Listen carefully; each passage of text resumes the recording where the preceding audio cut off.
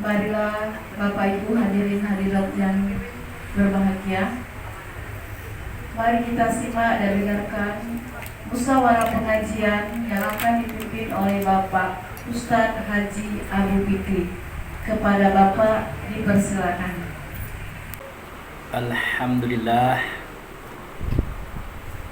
Alhamdulillahillazi arsala rasulahu bil huda wa dinil haq liyuzhirahu 'ala dini kullihi walau karihal musyrikun. Asyhadu an la ilaha illallah wa asyhadu anna muhammadar rasulullah. Allahumma sholli ala sayyidina Muhammad wa ala ali Muhammad. Amma ba'du. Assalamualaikum warahmatullahi ta'ala wabarakatuh. Yang mulia ayahanda kita, Bapak Pimpinan Tunggal Jamiat Islamiyah, orang tua yang sama-sama kita cintai, yang dimuliakan Ketua Pengajian Balai yang terletak di Sungai Lumpur 1110, Ketua Balai Jamiat Islamiyah, yang dimuliakan saudara saya, abang saya yang kita kenal dengan Buya Ubaidillah, dan dimuliakan semua pengurus daripada pengajian Jamiat Islamiyah 1110, yang dimuliakan bapak-bapak, ibu-ibu, saudara-saudari oleh para remaja, insyaallah semuanya dicintai oleh Allah Rasul. Kita banyak bersyukur kepada Allah, dengan anugerahnya kita diberi kesehatan dan kekuatan, sehingga dengan itu kita dapat hari yang datang di balai yang kita cintai ini. Tak lain tak bukan kecuali kita adalah untuk menyenangkan hati daripada anak-anak ayah yang selama ini merindukan ayahnya, termasuk hati sesama kita yang sama-sama merindukan saudaranya. Termasuk kedatangan saya hari ini juga berdasarkan kerinduan kepada saudaranya. Kemudian karena peliputan kita Nabi Muhammad Rasulullah SAW, kita telah menyatakan sholawat.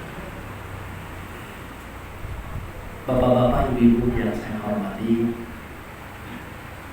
mungkin bapak-bapak kaget melihat penampilan saya. Ya, sepertinya tidak ada ciri-ciri Jamiat Islamiyahnya ini. Jadi 2 bulan terakhir ya, saya ini mendapat rezeki lumayan, Bu ya.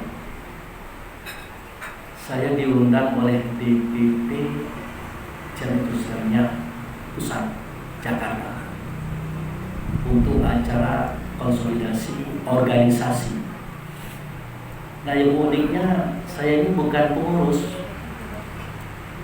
bukan pula pendakwah, tapi diundang. Nah, begitu juga hari ini, malam ini. Mungkin bapak-bapak, ibu-ibu kira saya ini pendakwah, tapi sebenarnya saya jamaah. Makanya saya kurang terlatih di dalam membawakan pembukaan seperti tadi,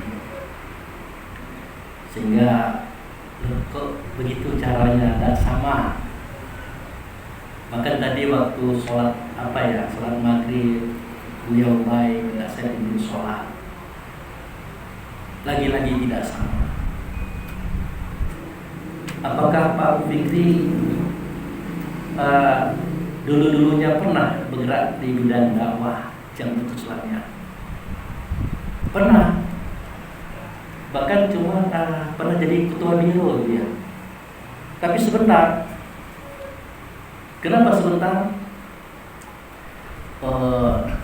Ya mungkin ada rasa yang tidak sama, suara tidak sama.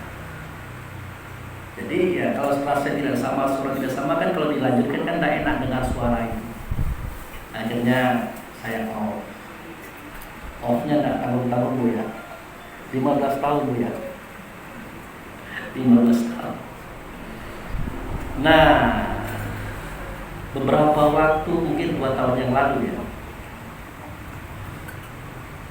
saya didatangi oleh saudara kita dari DPP. Dia minta kepada saya untuk masuk kembali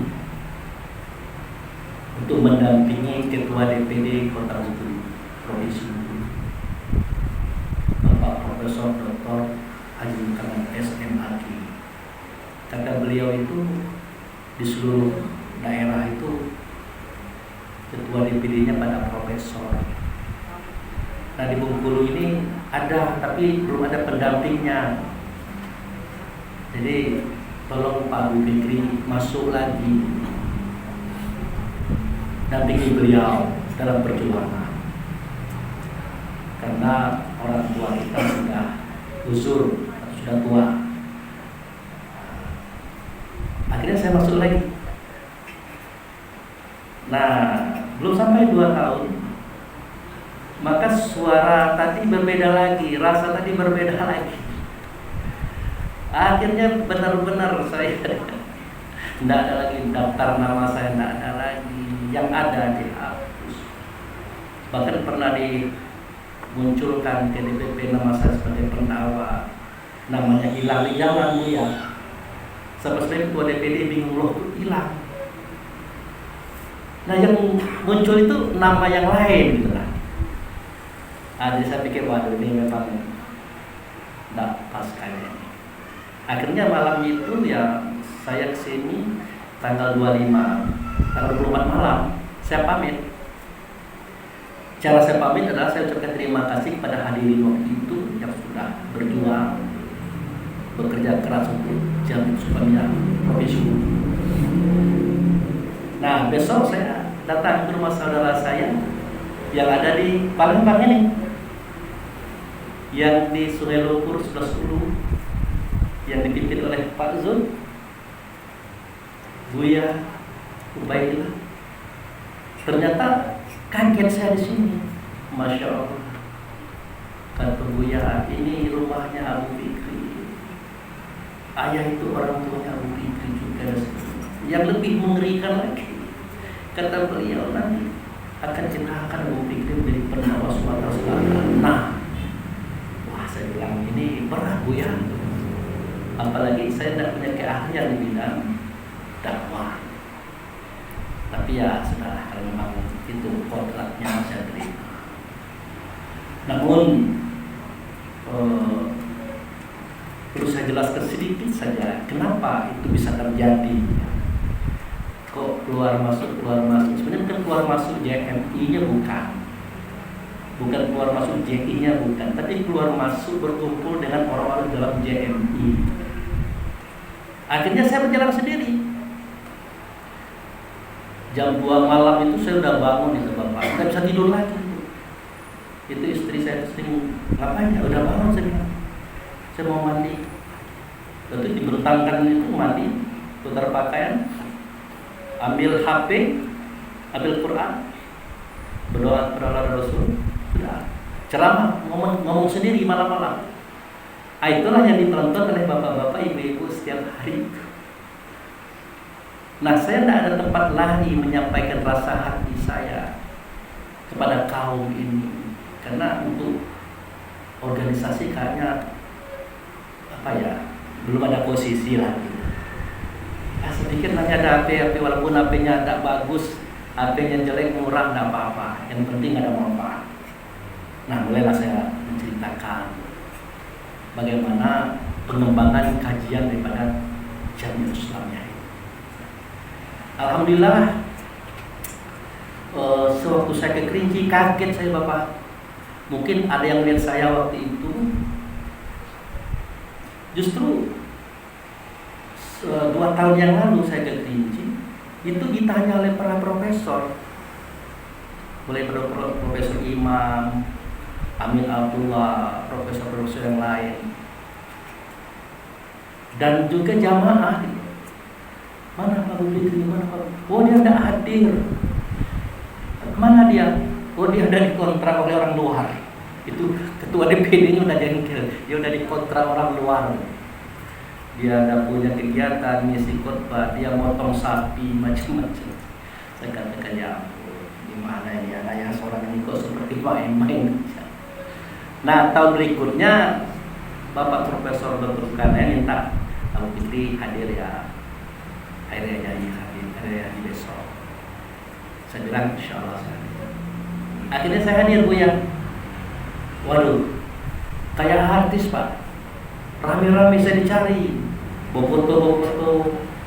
Ada yang sampai meluk saya sampai nangis. Ya kalau laki-laki tidak apa-apa, ini perempuan. Saya tidak bisa ngomong juga, saya biarin aja. Kami itu benar sama Pak Bikri. Kayak pokoknya orangnya kayak gini ya, kayak gini lah, pendek, gendut gitu. Orangnya ya biasa-biasa saja. Akhirnya apa kata mereka? Alhamdulillah Pak Bikri minta maaf, videonya kami share. Banyak orang yang ngaji dengan itu. Ya saya pikir alhamdulillah. Mereka tidak tahu kalau saya bukan pendakwah. Jadi ya itu sebuah perjuangan. Saya tak mau mengecewakan orang tua kita. Jadi saya itu kalau boleh saya katakan potensi yang bukan dibuang ya, dibuang nggak enak. Potensi yang ditinggalkan. Gitu. Tapi saya tidak hilang akal. Teknologi kan canggih kan, dibuka HP kita bisa ngomong, nanti didengar oleh orang seluruhnya. Ternyata alhamdulillah berhasil. Termasuk Buya juga bertemu dengan saya hari ini, kita bertemu hari ini. Itu efek daripada usaha yang sederhana tadi. Ini kalau diikutkan ini banyak nih kunjungan Buya. Cuma badan ini kayak tak kuat. Ini dari sini nanti ada apa pulau apa itu pakai speedboat sana pulau sana saya tak ingat namanya apa. Akhirnya saya bikin aja Bangka gitu, Bangka atau pulau apa. Iya seperti itu. Ada jamaah juga yang kayak kita juga. Nah besok datang dari Banten mau bawa saya ke situ. Nah nanti dari situ dibawa ke Banten. Dari Banten ke Jakarta mau ketemu ketua DPP ya membicarakan bagaimana nasib kita ke depan. Padahal saya bukan pengurus, bukan pendakwah, tapi pikiran ini tidak bisa diam, ini tidak bisa didiamkan. Nah dari Jakarta nanti saya langsung ke Surabaya, langsung ke Malang Bu ya. Mau ketemu Bapak Ketua Umum Jamiah Islamiyah Bapak Profesor Dr. Imam Supriyo. Nah bukan pengurus, bukan pendakwah, urusannya lebih rumit daripada pendakwah, lebih rumit daripada pengurus. Semua itu adalah karena mencintai Allah dan Rasul, karena mencintai orang tua kita, karena mencintai organisasi Islam. Maka saya minta malam ini terimalah segala kekurangan saya. Bahkan Buya Abu Fikri itu orang bodoh. Saya bilang ya orang bodoh. Tapi yang di dalam itu mengatakan kata siapa Buya? Saya bilang ya terserah Buya lah. Nah, jadi saudara-saudaraku, seperjuangan anak-anak ayahanda yang semuanya dicintai oleh ayah. Memang betul kalau kita lihat langkah-langkah perjuangan ayah ini, ya dari persatuan menuju kesatuan. Pertanyaan Pak Yoyo, mana Pak Yoyo? Nah dia tanyakan itu, apa itu penjelasannya persatuan menuju kesatuan. Nah orang kaya saya ditanya itu. Saya untuk ada Buya, kalau ada Buya lari saya ditanya seperti itu. Nah tapi mungkin tidak tepat jawaban saya, tapi saya tetap jawab juga. Jadi ada yang namanya wahdannya, satu saja yang menjadikan adalah Allah, satu saja asalnya Muhammad, yang namanya mukmin. Nah, itu mungkin kesatuan yang dimaksud, supaya persatuan kita hari ini bisa menjadi mukmin atau yang percaya kepada Tuhan. Karena kalau tidak berhadapan dengan Tuhan, maka nama kita bukan mukmin pada waktu itu. Mungkin nama kita Roh, mungkin nama kita Insan, mungkin nama kita apa. Tapi itu saja mau dijawab sederhananya Pak Yoyo. Cita-cita dan harapan kita itu kembali bersatu kepada yang menjadikan kita terdahulu. Kemudian ditanya lagi tentang Quran turun pada tanggal 17. Wah, itu kajian tuh Buya itu yang bisa jawab. Kalau saya susah jawabnya, tapi sedikit-sedikit kita coba. Namun yang paling penting yang saya sampaikan adalah pesan yang saya alami saat ini. Jadi saya bukan anak ayah yang tercecer, tidak, tapi mungkin anak ayah yang belum dimanfaatkan oleh saudara-saudaranya. Betul-betul saya rasakan kalau makna gaji kita itu adalah gaji ke dalam, itu sudah pas. Gaji kita tidak keluar tapi ke dalam.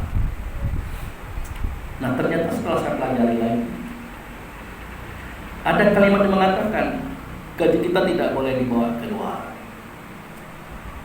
bukan untuk dikonsumsi orang luar, untuk kita saja. Jadi saya pikir kayaknya nggak kayak gitu, Betul gaji kita ke dalam, artinya kita menyusun pondasi diri, memperkuat iman Islam, tauhid, ma'rifat kita, mencari pemahaman iman dan tauhid, ma'rifat itu supaya bisa dijelmakan dalam suara kata dan perbuatan kita. Nah, setelah kita kukuh, ya jangan makan sendiri, kata Buya. Bukan kita saja yang mau selamat, orang lain juga mau selamat. Nah, seketika saya dilarang keluar, saya tidak mau. Saya keluar menyampaikan pelajaran daripada orang tua kita ini, walaupun saya sadar apa yang saya tangkap beberapa waktu yang sudah dibanding dengan saya datang tadi pagi, Masya Allah, luar biasa. Bersyukur saya dikirim oleh Allah Rasul ke ruangan ini, bertemu dengan Buya Ubaidillah. Tidak bisa saya katakan apa yang saya tangkap. Jadi saya bilang sama Buya, insya Allah Buya, saya akan menyampaikan ini dengan bahasa saya, cara saya. Kalau dari dulu saya tahu yang seperti ini, tentu lain lagi yang akan saya sampaikan di video-video itu. Tapi alhamdulillah saya diberi kesempatan oleh Allah Rasul mengenal apa yang saudara-saudaraku kenal daripada pendakwah di sekolah sepuluh ini. Jujur saya katakan, bukan jarang, belum pernah saya dengar. Bukan jarang, tapi belum pernah saya dengar dari yang lain. Bukan berarti kan yang lain tidak tahu, tentu yang lain tahu. Tapi untuk saya pribadi, mungkin karena saya sering tidak datang, mungkin begitu. Yang lain kan sering datang, saya tidak datang, mungkin saya tidak dengar karena saya jarang datang. Nah, itu. Nah, jadi mulai daripada apa ya, bahasa Buya, jika Dajjal datang, Imam Mahdi pasti muncul. Waktu itu kamu melihat orang tidak lagi menerima sedekah. Saya santai-santai aja mendengar kalimat itu. Akhirnya diuraikan oleh Buya, apa itu Dajjal? Ternyata Dajjal itu kalau kata Nabi Muhammad dalam hadis ini matanya satu, sebelah saja matanya itu, untuk dunia saja, untuk peninggalan zahir saja, untuk kebatinan yang tidak ada. Nah, Imam Mahdi akan muncul, yang mendapat petunjuk dari Tuhan akan muncul. Artinya dia akan menyatakan diri yang pada diri kita masing-masing, bukan pada orang lain. Apalagi yang kita tunggu, dia sudah ada bersama kita. Nah, waktu itu kamu akan lihat orang-orang tidak akan menerima sedekah lagi. Saya pikir semakin lama hari dunia ini orang semakin canggung dengan uang. Kapan tidak menerimanya ini? Rupanya kata dia sedekah itu asal katanya siddiq, kebenaran. Kamu kan lihat orang-orang tidak mau lagi menerima kebenaran. Masya Allah sekali. Waduh ya, terlambat sekali pemahaman ini saya tangkap. Tapi saya tidak pula saya sesali. Memang bukan sayanya yang keliru. Ya barang itu belum sampai gitu. Nah, kalau sudah sampai dari dulu, saya akan ceritakan ini. Maka sekedar uji coba, kemarin video terakhir saya buat. Pengetahuan yang Buya sampaikan itu saya bawa. Ada 2 pengetahuan biasa. Buya, bagaimana ini? Kata Buya, wah bagus seperti itu. Mantap dibilang. Benar nih, iya. Nah, itu uji coba. Uji coba pelajaran ayahanda kita ini kita tampilkan untuk suara umum. Karena nampaknya saya itu spesial itu Bapak Ibu. Spesial anak yang menjadikan kajian khusus ini kepada umum. Dia bisa ditangkap oleh orang-orang yang mungkin belum mengaji atau orang yang belum tahu kaji. Makanya saya katakan dengan saudara-saudara di guru itu, kaji Pak Budi itu beda dengan kita. Ya saya bilang beda lah. Kalau anda itu kalau diberi oleh orang tua kita singkong, dari dulu singkong anda terima, hari ini tetap singkong juga. Kalau saya tidak betah gitu, pasti saya bikin tape, saya bikin onde-onde, keripik. Yang penting kan bisa dimakan. Nah sudah saya berikan analogi itu, mereka tidak terima, tetap saja mengatakan itu di luar pengajian kita. Pusing saya dengarnya. Pusing dalam artian bukan, tidak suka gitu. Tapi saya tidak katakan tidak suka, saya berpindah, beralih saja pada sikap saya sendiri. Saya teruskan. Nah itu. Nah, dapat yang baru bagi saya. Kalau bagi saudara-saudara, ibu-ibu, bukan baru lagi yang disampaikan Buya. Apalagi orang-orang seperti Pak Yoyo, beliau adalah pendamping ayahanda kita, bahkan sopir yang selalu mengiring ayah. Wah itu luar biasa, banyak pengetahuan beliau. Maka pengetahuan beliau dia tanyakan sama saya malam ini, nanggung saya. Mau jawab apa saya? Tapi insya Allah suatu ketika saya jawab, ya Buya, suatu ketika ini saya terharu sekali. Kalau di tempat yang lain Bapak Fikri tidak jadi apa-apa, di sini kan menjadikan Pak Fikri berdakwah. Nah, berat beban saya ini jadi pendakwah. Tapi saya bersyukur karena memang berdakwah itu adalah wajib bagi orang yang sudah tahu. Sampai saya tanya sama Buya, apakah benar kajian kita, pelajaran kita ini tidak boleh dibawa keluar? Oh, tidak begitu, Abu Fikri. Orang tua kita mengatakan sampaikan pada mereka. Gitu. Nah, akhirnya kita lihat di surat nomor 16, surat An-Nahl ya, ayat 125. Di situ memang ada kalimat yang berbunyi, ud'u ila sabili rabbika. Ajarlah mereka itu, orang-orang itu kepada jalan Tuhan kamu. Ada perintahnya memang. Bil hikmah wal mau'izah. Hikmah itu artinya dengan petunjuk yang Allah dan Rasul berikan kepada kita. Dan izah itu keberanian.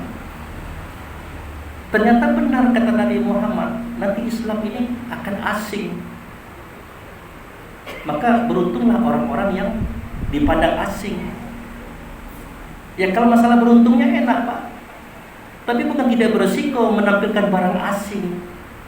Butuh orang berani.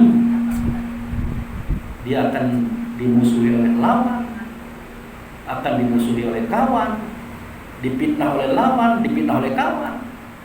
Tapi kita yakin justru yang inilah yang dikehendaki oleh Allah Rasul dimunculkan di akhir zaman ini. Itu. Nah, diperintahkan oleh Allah Rasul, ajaklah mereka itu kepada jalan Tuhan engkau. Arti jalan itu jalan kembali. Dari mana kita datang? Nanti kita kembali juga ke tempat kita datang. Itu yang disebut inna lillahi wa inna ilaihi raji'un. Dalam video banyak saya ceritakan ini. Di situ saya menceritakan tentang bagaimana kita kembali kepada Allah, menciptakan sistem sholat, berkiblat pulang ke sana. Di sini kaget lagi saya bertemu Buya. Pak Abu Fikri tahu tak amalannya? Saya bilang sholat, bukan, ada lagi. Nah itu Buya yang tak tahu. Nah untungnya saya ini Pak, untungnya senang menerima informasi, mau bertanya, tidak malu dikatakan orang bodoh, tidak apa-apa. Daripada saya pintar tidak bertanya, tidak apa-apa. Ketika orang bodoh mau bertanya, ketemu ya. Akhirnya dapat pengetahuan lagi saya. Abu Fikri, seketika kamu tidak memukul orang, nah akhirnya kamu tidak jadi karena suatu pertimbangan. Itulah realisasi daripada kembali kepada Tuhan. Karena kan Tuhan kan tidak memukul. Sejak kapan Allah memukul kita? Sejak kapan Allah mengazab kita? Kalau Allah mengazab kita, untuk apa Allah mengeluarkan kalimat fazuqu azaba bima kuntum ta'malun? Rasakan oleh kamu azab karena ulah perangai kamu. Untuk apa Allah mengatakan kata ini? Untuk apa Allah turunkan Rasul yang nyatanya pada nabinya? Untuk apa Allah turunkan kitab Quran? Supaya jangan sampai kita menyiksa diri, mengazab diri. Begitu. Sudah saya analogikan lagi. Sewaktu itu saya tidak mengambil uangnya Buya misalnya, ada uang 1 juta tertumpu, Buya kan ada, saya pengen ambil. Akhirnya tidak jadi, karena berdasarkan pertimbangan saya kembalikan lagi. Nah, pada momen itu berarti Abu Fikri kembali kepada Tuhannya. Karena Tuhan tidak pernah mengambil hak orang, bahkan Dia memberi orang. Masya Allah Buya, saya pikir bodohnya adik Buya tidak pernah tahu cerita ini. Jadi yang fardu ain itu bukan hanya kata-kata real adanya, sesuai dengan akal fikir kita.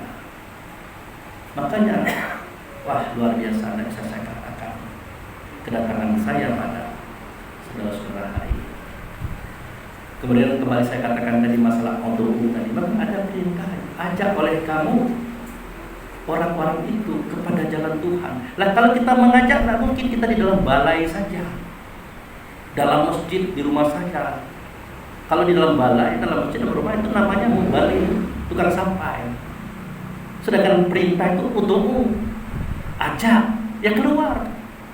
Bapak-bapak misalnya doa masuk bulan Ramadan, doa anak sudah naik pangkat, bapak mengundang orang tapi tidak pernah keluar rumah, siapa yang mau datang?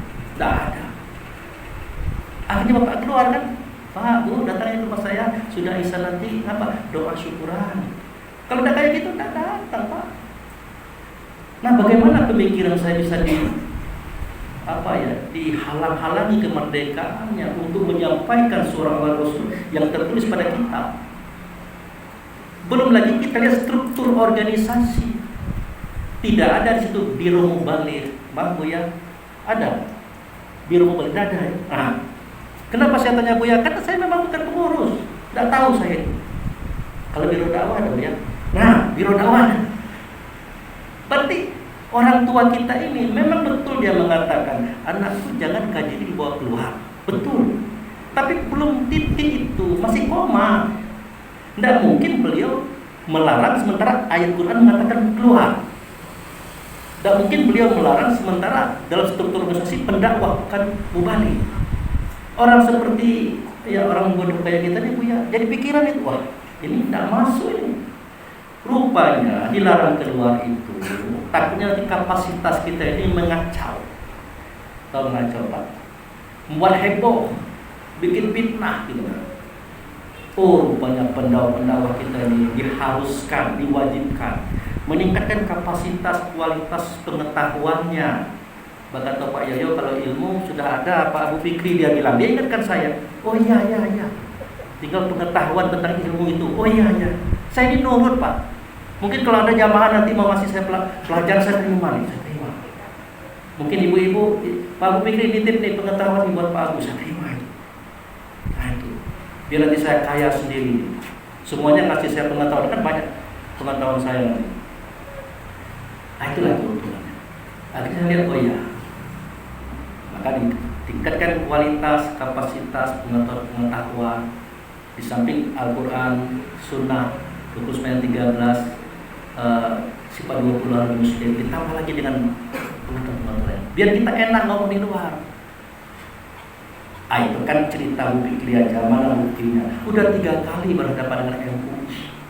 Mungkin bapak-bapak pernah nonton video saya. Saya di situ diinterogasi kayak maling, Pak. Mau dicekek apa? Marah-marah seperti itu. Saya santai aja, ketawa-ketawa saya. Kenapa saya ketawa? Lucu. Masa ulama kayak gitu? Nah, saya senang. Mungkin orang tua kita juga ketawa-ketawa juga sih, anak saya itu diguyon-guyonnya orang gitu. Ya itu. Dan 3 kali kita berhadapan dengan mereka, alhamdulillah 3 kali pula kita menang. Ujung-ujungnya nggak berani lagi dia bikin video, saya potong-potong video, saya komentari.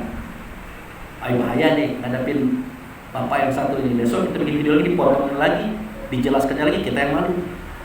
Kita ini tamatan Maroko, tamatan Mesir, tamatan Libya lagi. Dia tamatan apa? Tadi ada profesor. Pak Yoyo benar-benar doanya luar biasa. Minta saya jadi profesor, jadi Pak Yoyo. Insya Allah nanti kita jadi profesor. Tapi belum, Pak. Belum. Saya belum profesor.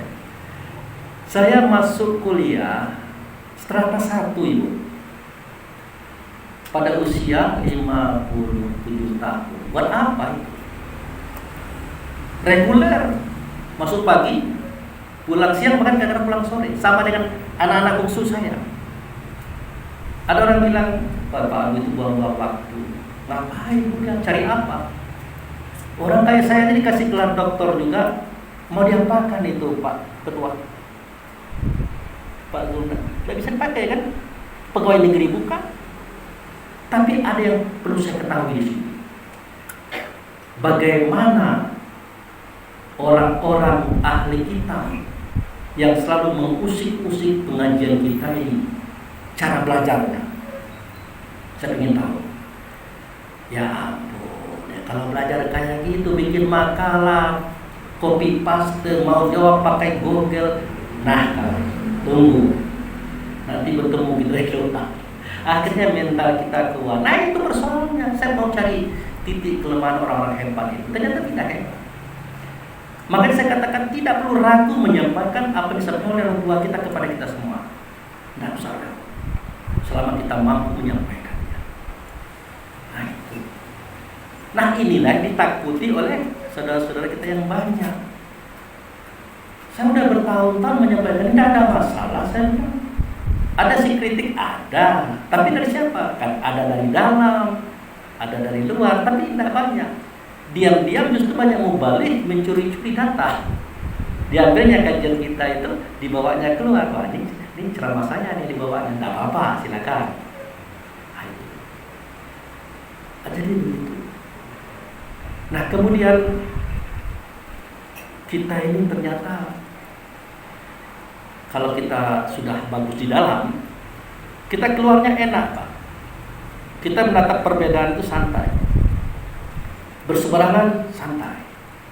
Tidak ada musuh-musuhan. Mungkin bapak-bapak ibu kira saya datang ke 11 ini nyaman. Tidak nyaman. Saya datang ke Tanjung nyaman, tidak nyaman.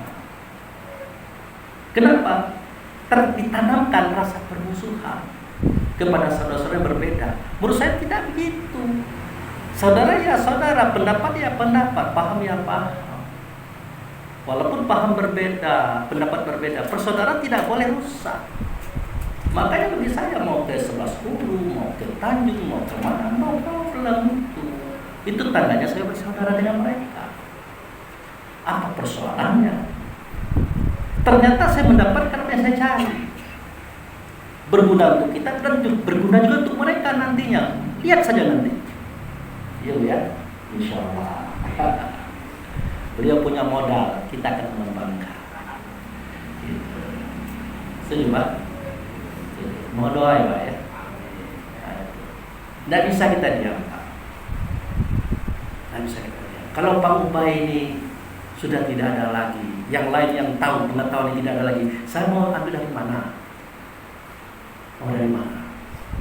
Sementara setiap kita yang lain ya menyimpan, tidak mau mengeluarkan. Entah dia memang menyimpan, entah memang dia belum tahu. Itu yang jadi masalah. Kalau dia menyimpan karena dia tahu, tidak apa-apa, besok dia akan keluarkan. Nah, itu.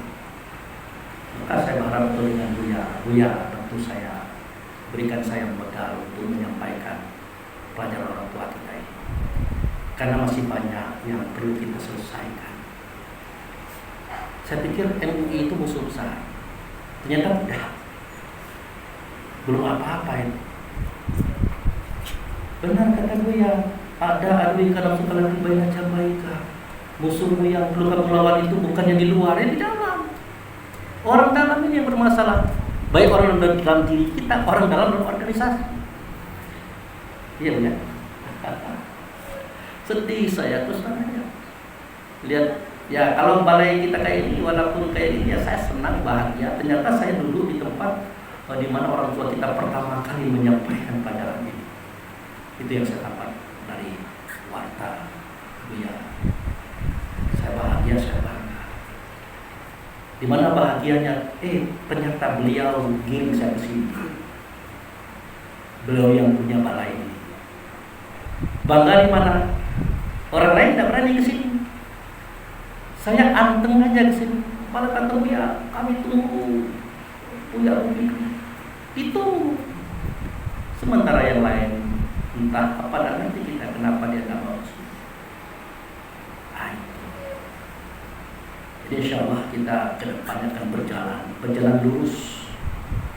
Artinya kita tidak salahkan ke kanan, tidak salahkan ke kiri. Kita memberikan apa adanya. Karena siapapun yang lain itulah saudara kita. Yang penting bendera ini harus dikibarkan. Gitu. Ya selama ada kitab Qur'annya, kitab hadisnya, apa persoalannya? Tidak ada masalah. Sama dengan saya waktu berhadapan dengan MUI. Mungkin kalau di sebelah dulu ini kajian kelas 1. Seketika mereka tanya sama saya, Pak Abu Fikri ini di luar di tempatnya mungkin Ustadz, kalau tempat kami belum tentu, dia bilang gitu. Ya saya pikir terserah kamu bilang saya Ustadz atau tidak, ada masalah. Akhirnya dia tanya, tafsir yang Bapak pegang apa? Saya pikir tapi tidak enak ngomong, ngapain saya pegang tafsir, itu tidak enak saya katakan.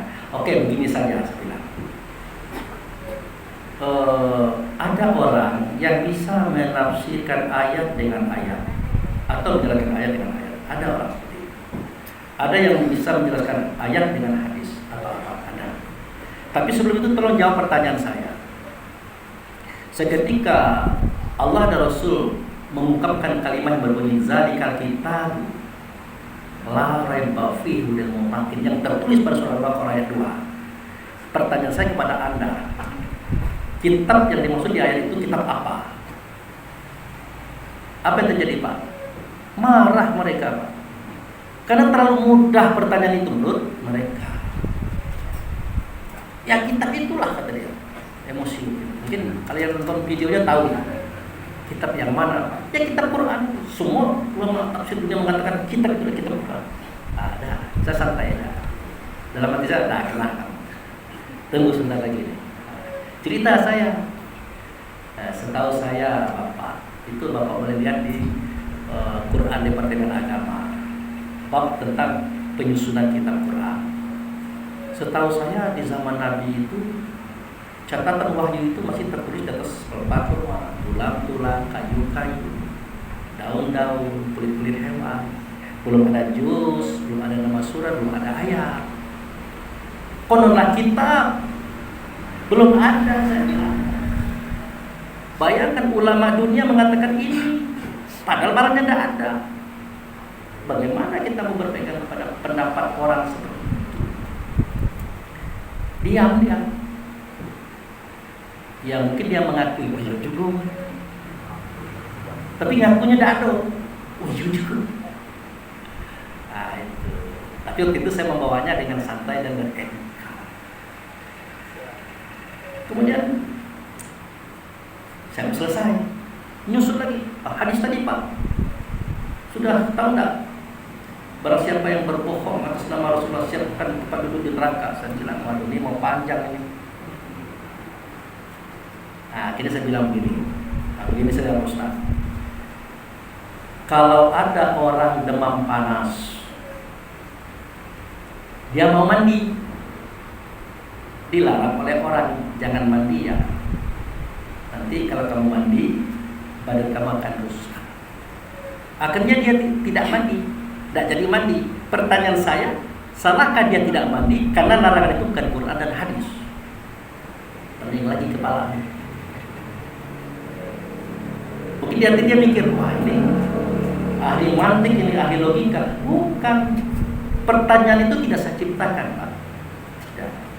Dia muncul saja. Ya mungkin orang tua kita tidak tega juga anaknya digebukin rami-rami. Diam dia. Akhirnya saya keluarkan sebuah definisi tentang dalil. Kenapa? Karena sebagian saudara kita itu kalau ngomong dalilnya mana? Dalilnya mana? Nah, saya bikinlah definisi. Dalil adalah sesuatu yang mengantarkan kita kepada sesuatu yang yakin kita tidak bisa dibantah. Nah, seketika kita menemukan sesuatu yang yakin tidak bisa kita bantah, maka perlu dalil. Tidak perlu lagi. Contoh, jika kiranya Anda lapar, maka makanlah, pasti Anda kenyang. Perlu dalil? Tidak perlu kan? Tidak perlu. Warnanya pula kemarin. Kalau roh itu mukmin, siapa yang kafir? Nah, minta dalil lagi. Saya katakan, mukmin itu katakanlah beriman, kafir itu katakanlah ingkar. Pernahkah kita beriman, melakukan perintah Allah dan Rasul? Jawabnya pernah. Itu mukmin. Ada dari sini ada. Pernahkah kita membangkang, menentang ajaran Allah? Pernah. Itu kafir. Ada dari sini. Ada. Betul. Perlu dalil? Diam kamu. Perlu dalil? Diam. Mungkin nanti iya juga. Lah terasa barang itu. Awak pemetean di luar, balik ke rumah Cica, santun kayak gini. Mana bang ada lembur balik? Aduh lembur tadi. Kayak ikan ada kita lakukan. Nah, ternyata ada walazim falakakum faminkum kafir wa minkum mu'min. Ada kalimat itu. Dia menjadikan batang tubuhnya sebatang, di dalamnya ada yang beriman dan ada yang kafir. Ada dalilnya itu. Nah, begitulah cara kita mencoba untuk menjelaskan kajian kita ini untuk umum tadi. Supaya apa? Supaya orang-orang yang belum mengaji tertarik. Makanya kalau udah dengar kata ceramah, orang sudah mulai a priori kata orang sekarang, udah ceramah. Seakan-akan tidak laku. Ya wajar tidak laku. Ceritanya itu ke itulah. Coba ceritakan tentang ayat yang satu itu, yang ianya ada pada kita. Kalau diceritakan ayat itu bergetar, dada kita ini bergetar. Nah, coba ceritakan itu. Mana dia ayat? Dikatakan bahwa ayat itu bainatul sudur, dijelaskan ternyata ada dada ini. Kalau sekedar disebut nama Allah belum bergetar, nama Rasul bergetar. Tapi kalau disebut perangainya di luar, sudahlah macam-macam. Ambil-adukan kayak Ayub lah. Mulai bergetar. Perangai tadi. Ayo, bang tutup dulu. Paksa bayar dia. Akal itu tertarik orang dengan cerita itu. Iya cukup. Bentuknya guyon kajian gitu, tapi benar. Dikatakan oleh Allah Al-Quran, Iqra wa rabbukal akram. Baca oleh kamu Tuhanmu, kamu muliakan. Bagaimana nak memuliakan Tuhan? Kita aja hina. Jangan Pak. Kita hina karena memuliakan yang mulia bagaimana? Ternyata kata orang tua kita tidak itu. Kamu muliakan Tuhan, artinya muliakan Ia yang datang daripada Tuhan. Ada pada dada kamu, ada pada dada keluarga kamu, ada pada dada orang lain. Jangan dihinakan dia. Seketika kita melakukan kesalahan, sekali kita bersalah aman, 2 kali bersalah aman, ketiga kali ketahuan, apa yang terjadi? Sedih, sesal, takut, cemas, tidak menentu. Makanya banyak orang-orang dalam penjara itu sakit dan mati. Kenapa? Tidak kuat. Dia tersiksa oleh dirinya sendiri. Dia hinakan yang datang dari Tuhan. Dia katakanlah mungkin korupsi atau melakukan hubungan yang tidak patut kepada istri orang, ketahuan, ketangkap, macam-macam itu. Itu kan menghinakan yang datang dari Tuhan ada pada diri kita.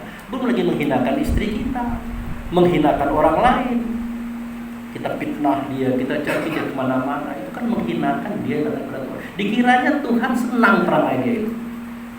Makanya kata orang tua kita, kalau kalian ingin menyenangkan ayah, senang-senanglah dari kalian itu datang kepada saudara kalian. Senang-senangkan, jangan sakit-sakitkan dulu. Itu real itu. Ada yang tak lihat kawan kita maju, saudara kita berhasil, nah di sini mulai ribut. Apa urusannya duit kita bukan? Ya Pak, usaha kita tidak. Lalu apa persoalannya kita? Setiap kesempatan kita diganjal.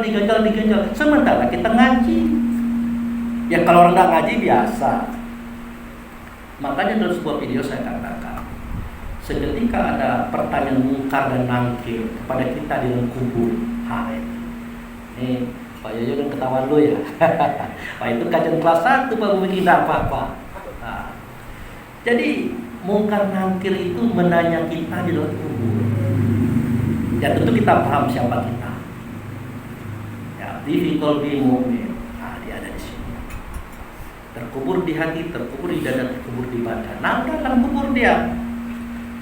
Seketika dia membenci saudaranya, mencaci saudaranya, memfitnah saudaranya. Datang mungkar nangkir bertanya. Sebenarnya bukan mungkar nangkir. Allah dan Rasul bertanya, siapa Tuhan kamu? Siapa Rasulmu? Siapa apa agamamu? Apa kitabmu? Apa kiblatmu? Siapa saudaramu? Terakhir kita katakan, saudaraku muslimin dan muslimin. Lah kalau gitu kenapa kamu begini? Kalau Tuhan kamu Allah, kenapa kamu begini? Kalau Rasul, kenapa kamu begini? Semuanya ditanya hari ini. Ya Bu ya. Bukan besok, bukan waktu dikubur kawan. Hari ini. Iya juga. Saya mencaci, saya memfitnah, saya menghasut. Ya saya hasut saudara saya sendiri. Ditanya saya, bertuhan enggak kamu itu? Ikut Rasul enggak? Beragama enggak? Akhirnya kita malu sendiri. Kalau kita punya malu, kalau udah malu laju terus, pantang mundur, ngomong terus sebagai orang pengajian, sebagai ini kan kasihan kita. Nah makanya luar biasa pelajaran disampaikan oleh kita.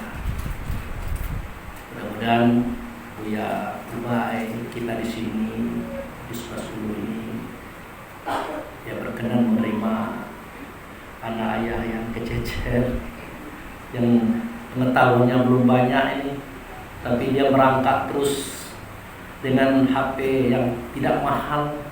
Dia ngoceh sendiri tengah malam. Jadi jam 2 malam itu saya sudah bangun setengah 3 itu selesai mandi. Saya kalau kata Bengkulu ngoceh sendiri. Kalau masuk Lembang apa Pak? Ngomong dewe ya? Nah, bayangkan ngomong sendiri Pak. Ya ngomong sendiri. Sebenarnya bukan ngomong sendiri, saya ngomong dengan diri saya sendiri. Bukan orang yang dinasihati, saya kasih diri saya sendiri. Ternyata kayaknya Allah dan Rasul ridho. Kenapa? Para penonton merasa terhibur. Oh iya. Padahal mereka tidak tahu saya itu ngomong kepada diri saya sendiri. Saya pasang HP, kan wajah saya kelihatan dulu. Saya ngomong sama dia, saya ceramah diri saya sendiri. Oh iya. Itu tanya sama istri itu, malam-malam saya nonton saya sendiri Pak. Oh iya. Ya jadi pertanyaan itu, kok saya bisa ngomong itu gimana? Kalau itu kata cerita saya susun, saya rasa tidak mau saya nonton lagi. Tapi kan saya senang nontonnya. Menasih diri sendiri, ngomong kepada diri sendiri, memang nampak di sini saya di HP nampak wajah saya. Saya bagi-bagikan kepada saudara-saudara se-Indonesia. Ada yang nonton. Alhamdulillah mereka sambut dengan baik. Bukti bagus itu adalah bukan ceramah yang bagus, ridho Allah dan Rasulnya itu yang bagus, sehingga saya bertemu dengan Buya hari ini. Dan besok akan kemana-mana lagi. Itu efek daripada usaha yang merangkak-rangkak tadi. Jadi mudah-mudahan Bapak Ibu yang saya hormati, perjuangan ini, kalau bagi saya ini baru dimulai. Kalian selama ini saya buat video, itulah yang saya ketahui. Tapi benar itu, linuri min ayatina itu benar. Karena saya awam, saya tidak banyak tahu. Saya datangi dia yang punya pengetahuan, ilmu di Allah nyata di Rasul. Di mana Rasul? Ternyata Rasul itu sifat, ya Bu ya. Untuk apa kita bertemu dengan sifat? Ya kita bertemu dengan sifat maka bertemu dengan zat. Begitu.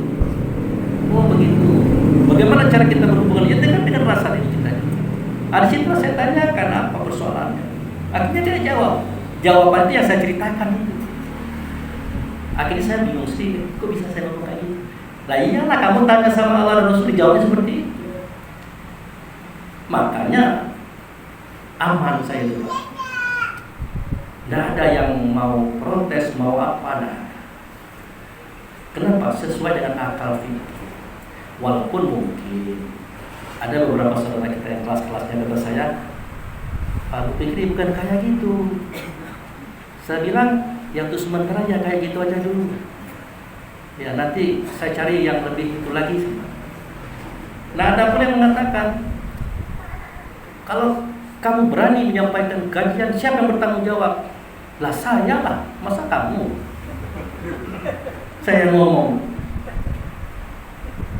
bukan bagaimana kamu bertanggung jawabkan itu di hadapan Allah dan Rasul. Ya saya bertanggung jawabkan, karena saya tahu Allah dan Rasul itu tidak sama dengan Anda. Nabi Ibrahim itu mengatakan bintang itu Tuhan, Allah biasa saja. Ada nggak cerita bulan Tuhan, matahari Tuhan, Allah tidak pernah marah. Memang dalam proses menuju kesempurnaan itu, kebenaran itu memang salah dulu lah. Mana ada kita ini lahir langsung bisa jalan? Tidak ada. Ngesut dulu perutnya orang, merangkak. Belajar jalan pun jatuh berkali-kali. Biasa, tidak ada yang aneh. Kok ditanya, kamu jatuh berkali-kali, siapa yang bertanggung jawab? Lah saya lah. Masa kamu pula? Makanya kata Buya tadi, tidak ada baik itu tanpa buruk, tidak ada buruk tanpa baik. Tidak ada salah tanpa benar, tidak ada benar tanpa salah. Artinya orang yang salah karena dia begawi, kata beliau tadi. Kalau dia tidak begawi, tidak pernah salah. Rupanya kawan yang kritik, tidak pernah begawi. Nah, lumayan kita begawi, dikritiknya dia tidak pernah. Nah, sekarang dia juga tidak punya, dapat lagi ilmu ini. Kawannya nih, baliknya sebelah subuh ini nanggung lah, aduh ya. Jadi begitu. Jadi ceramah saya ini tidak panjang-panjang, Bapak seperti itu aja. Jadi intinya adalah saya melihat daripada apa yang dititahkan daripada ayahanda kita itu sudah luar biasa. Mulai daripada kajian ke dalam. Setelah itu nanti beliau katakan jangan dibawa keluar. Itu bukan karena jangannya itu, karena kapasitas kita masih lemah. Setelah oke, keluar. Memang itu perintah. Sampaikan. Nah, tingkatkan pada tingkatan yang lain. Ajak orang dari luar ke dalam. Di dalam kita sampaikan kajian-kajian itu, supaya kita sama-sama kembali kepada Allah itu dengan kondisi yang baik dan benar. Oh, masalah kita keliru dalam menyampaikan itu jangan kita khawatir. Allah mengerti bahwa hidup itu adalah proses, ada prosesnya. Tidak apa-apa. Jadi itu saja Bapak, Ibu, Pak Yoyo. Jika tidak terjawab semuanya nanti Buya yang akan menyelesaikan ya. Abangku. Jadi begitu saja Bapak Ibu. Saya punya jawabannya. Pertanyaan Pak Yoyo tadi. Tapi setelah dengar dari Buya tidak berani mengeluarkan jawaban itu. Kelak bertepuk tangan di belakang gitu. Oh, bukan kayak itu ya. Itu yang saya tangkap tadi. Yang tadinya itu yang saya tangkap. Kalau saya buka hari ini kan tak enak. Oh, begitu. Berarti kemarin itu bukan ya. Daripada terjadi seperti itu, mendingan saya saja. Ada jauh saya itu, tapi tidak kayak gitu. Sekarang saya katakan tidak kayak gitu rupanya. Saya malu saya mengeluarkan Bapak Ibu. Nah, jadi itulah, semoga Allah dan Rasul meridhoi semua kita. Ya, dan jangan takut salah selama itu benar. Tenang saja, orang tua itu bermaaf dan sangat mencintai kita, dan tolong doakan saya juga. Masalah kemauan dan keinginan Buya untuk jadikan saya pendakwah, insya Allah saya siap. Kenapa saya siap? Karena beliau ada, dia akan mengisi. Demi apa? Demi perjuangan ke depan. Tanpa harus kita salah kiri kanan ya Buya ya. Yang penting kita jalan lurus baik. Terserah Anda bilang saya apa, silakan. Nah, yang penting kita jalan lurus gitu. Nah, jadi bahasa saya ini di balik semua itu mungkin Bapak paham maksud saya. Apa yang kita rasakan hari ini itu yang terjadi. Dan saya menangis melihat situasi ini. Luar biasa. Tapi apa boleh buat? Kadar kita memang tidak sama. Untung masih ada mata air yang masih jernih, yang bisa saya bawa, yang bisa saya minum, saya mandikan. Kalau mata airnya sudah tertutup, sudah keruh, kemana lagi mau cari mata air? Nah, itu. Bukan berarti di tempat lain tidak ada mata air, banyak mata air. Tapi yang ini beda. Itu lagi orang Buya. Jadi lara jeruk itulah merana itu dimakan. Gitu aja Bapak ya. Saya minta maaf. Semua jawaban Pak Yoyo, pertanyaan Pak Yoyo tadi jawabannya ada. Tetapi kalau saya keluarkan saya malu ini, nanti ketawa pula di dalam gitu kan. Tapi itulah kejujuran saya, kelemahan saya, kekurangan saya.